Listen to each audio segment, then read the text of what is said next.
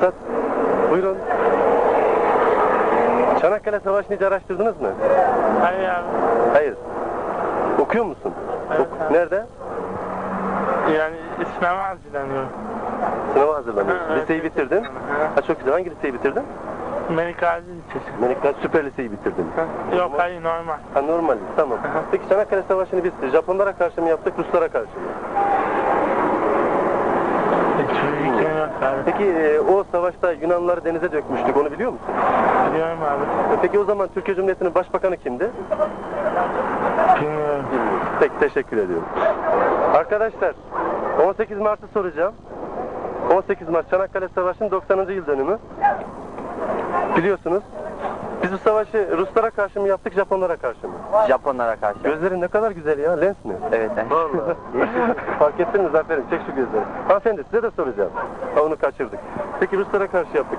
O zamanki Türkiye Cumhuriyeti'nin Cumhurbaşkanı kimdi biliyor musun? Yok bilmiyorum. Ya ben zaten okuduğum okulda da sayısalcı olduğum için tarihle falan pek ilgim yok. Ha, tarih boş ver. Tarihte savaşmışlar, gitmiş diyorsun. Biz de bu tek görüşmek üzere abi. Şu anda bir bilgisi. Bu sene Çanakkale Savaşı'nın 70. yıl dönümü. Abicim biz Türk'üz ya. Bizim kanımız vatana helal olsun. Yani orada biz 250 bin şehit vermişiz. Helal olsun yani. Şu anda yine aynı durum olsa aynı şekilde 250 bin değil 1 milyon tan daha helal olsun. Tabii ki. Peki orada biz o savaşta Amerika'ya karşı mı savaştık, Rusya'ya karşı mı? Rusya'ya karşı. Rusya'ya karşı. Amerika kimin tarafındaydı o anda? Amerika her zaman için Rusya'ya karşıydı. Çünkü ikisi de süper devletti. İkisi de dünya gücü olmaya çalışan bir devletti. Yani tam karşısında olmasa da gizliden gizliye birbirine düşmanlık besliyordu yani. Peki o zaman Anzaklar vardı ya, Anzakları biliyorsun, bize karşı savaşmışlardı. Bunlar Japon askerlerine deniyordu Anzak diye, biliyorsunuz değil mi? Niye geldi onlar, Japonlar? Ya o kadarını bilemeyeceğim ama Peki o zamanki Türkiye Cumhuriyeti'nin Cumhurbaşkanı'nı biliyor musun? o zamanki Kenan Evren'di galiba. Efendim? Galiba Kenan Evren. Kenan Evren. Peki, teşekkür ediyorum. Kolay gelsin. İyi günler. Evet. Kenan Evren çok uzun yaşamış sevgili seyirciler. Bunu da öğrenmiş olduk arkadaştan. İyi günler. Bu arkadaşı merhaba. Merhaba. Nasılsın? Aa, gözün hoşuma gitti, çevirdim seni. Bugün 18 Mart.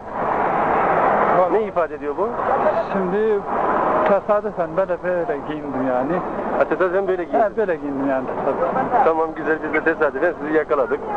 18 Mart'la alakası yok bu giysinizin yani. Yok, alakası yok yani. Evet, Her peki. zamanki halim yani. Ha, her zamanki halim. Peki 18 Mart Çanakkale Savaşı'nın 90. yıl dönümü deniyor, biliyorsunuz. Biliyorum. Biz o zaman Japonlara karşı mı savaştık, Çinlilere karşı mı savaştık Çanakkale'de? Vallahi abi şu anda Japonlara karşı herhalde tahmin ediyorum. Japonlara karşı. Peki Japonların askerlerine o zaman Anzak deniyordu, biliyorsunuz değil mi? Peki o Anzakları o zamanki Türkiye Cumhuriyeti'nin başkomutanı olan kim denize dökmüştü? Bunu denize vallahi abi ne diyeyim? Şu anda ismi hatırlamıyorum da. Ama resmini görsen hatırlarsın. Resmini görsem Peki, hatırlarım. teşekkür ediyorum. Teşekkür ediyorum. Sağ ol.